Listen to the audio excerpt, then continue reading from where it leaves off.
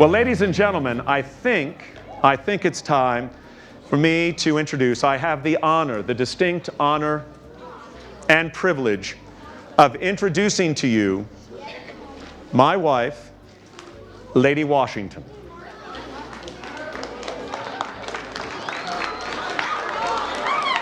Good day to you.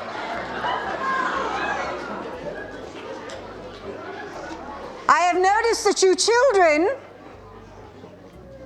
have sometimes forgotten your civility while you're out here with my husband. Oh, yes, and laughing at me, that's not good civility. I am the one that reared 4 children, and Mr. Washington and I are now rearing 2 grandchildren.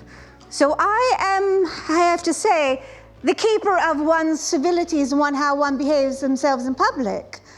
I also noticed that when I came in, none of you stood. So, since I am the one that has the entertainments and the parties here, when we are in the President's household, I created drawing rooms to make my husband more comfortable, for I never thought anything would bring the General back into public life again. Matter of fact, I thought we would keep ourselves in tranquility in our private life. But I thought perhaps, since my drawing rooms have young gentlemen and young ladies, young masters and young mistresses, because I know that's what makes my husband comfortable, that perhaps if you would indulge me, I would like to teach you young masters and young mistresses how to behave yourselves in polite society. And that is, you need to know your courtesies. That is how we say good day to one another. So I would like the ladies to stand up.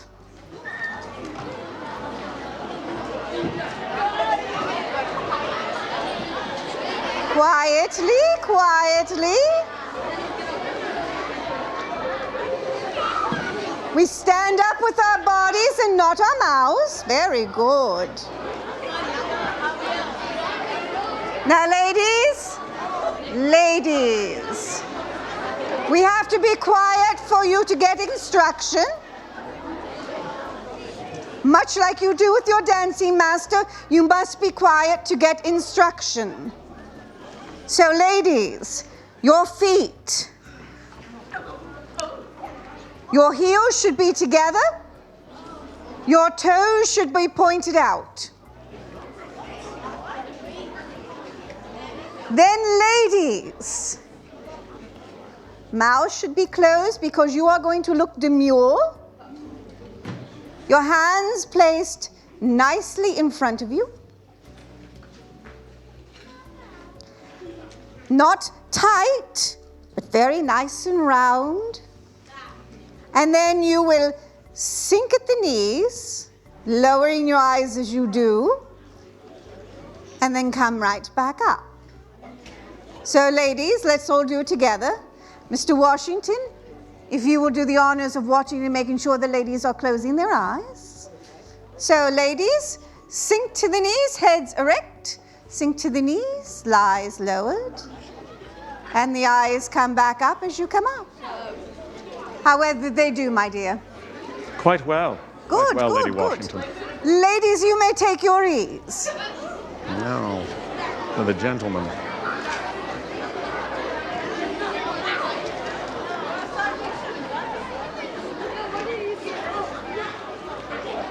Now, gentlemen, may you stand.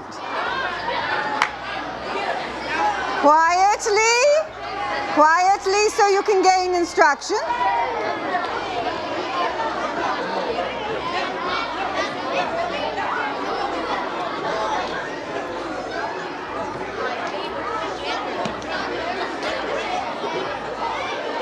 Now, gentlemen, you will need to turn a bit so that none of you bash your head in what is in front of you. Right. Turn toward the center, turn toward me, because that is where you do your courtesies. If I invite you to a drawing room, you will not be doing your courtesies to Mr. Washington. You will be doing your courtesies to me and Mrs. Adams. The reason being is I keep the civility so that my husband can go around and find which of you make him most comfortable in conversation. You see, when I first arrived in New York, they said my husband's levees made him stoic, standoffish, and he really looked like they were the courts of St. James. He really wanted to be a king. I know what makes my husband comfortable. That is why I started the drawing rooms. You would come and have lemonades and ice creams. Yes, but your formality is done to me. So gentlemen, turn toward me so that you are turned sideways. And then you are to find your best leg, meaning which one of your calves is the best created. So it will be your right or your left. Then, gentlemen, you will turn that calf with the foot turned out, and then basically you will sit back on the leg, taking your hat off and presenting yourself with your head up. So, gentlemen,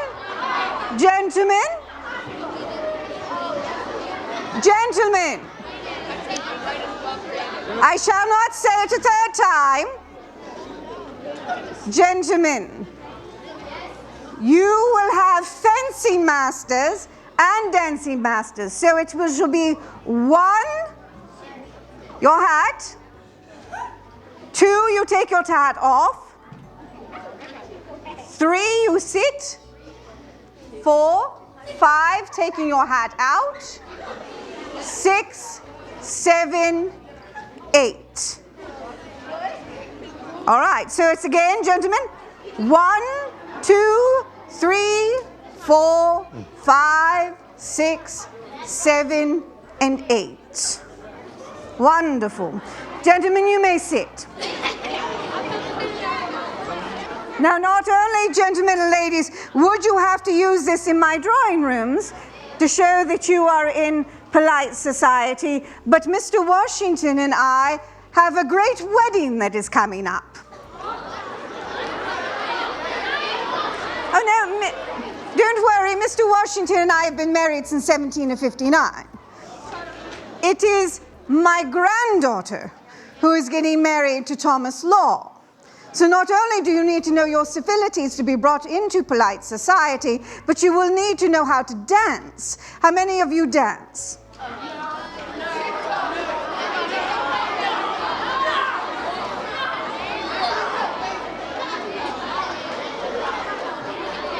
Wonderful, wonderful. It is nice to know that civility has remained. You can put your hands down. That is nice to know that civility has remained since the war and the first terms of the presidency. But learning how to dance is very important. One's education is very important. Not only an education of schooling and book learning, but the education of how you were brought into polite society. I was the oldest of 8 children, and my brothers were taught their sciences, their lectures, their natural philosophy, their logic and their reason. My sisters and I, though, were taught how to manage a household so that our gentlemen can deal with the outside world. Domestic goddesses, I guess, is what we were called. But gentlemen and ladies, the most important thing is, let me ask you, is your last name very important to you?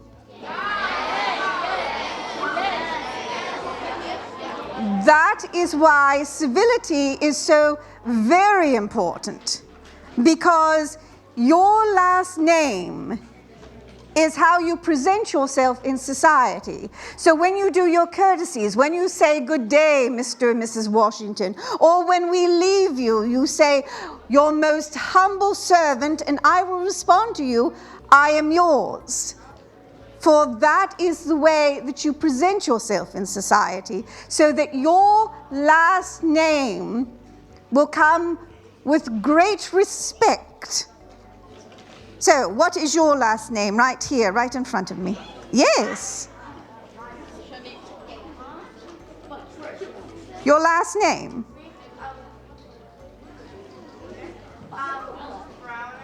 Browner. So, Mistress Browner, when you do your courtesies and brought into great respect within society, that they will say, Mistress Browner has the greatest grace and civilities. I shall do greatly by knowing her and knowing her last name. Just like my granddaughter is a Custis, for my children were with my first husband, who paid his debt to nature. So my granddaughter is a Custis. That name serves them well, and she shall be marrying Mr. Law, which hopefully shall serve her well. But we know Mr. Law, do we not? Has a good name and good society. So if you will pardon us, Mr. Washington and I have guests to dine with, but I have one thing that, well, let me ask you, what should I give my granddaughter as a wedding present? You, there in the middle. What should I give her? Don't put your hand down. The one you, yes. Yes. A bracelet? Yes. What do you think I should give her? Money. A necklace. Money. You there. Shoes. Yes? A necklace. Well, Mr. Washington, these are all very good ideas. Aye.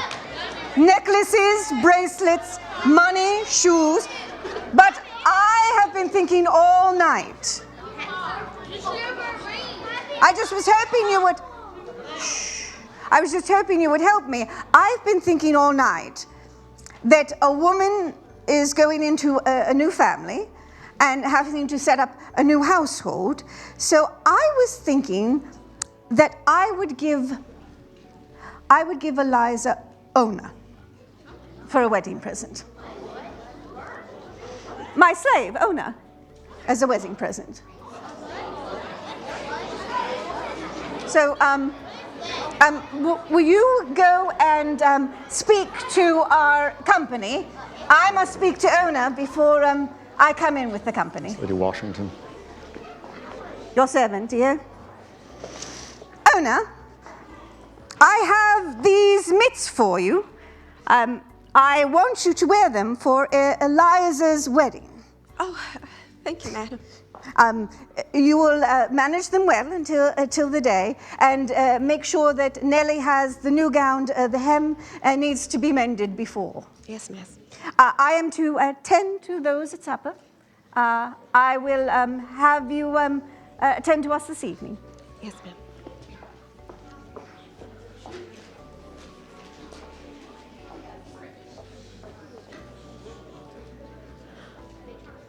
Eliza,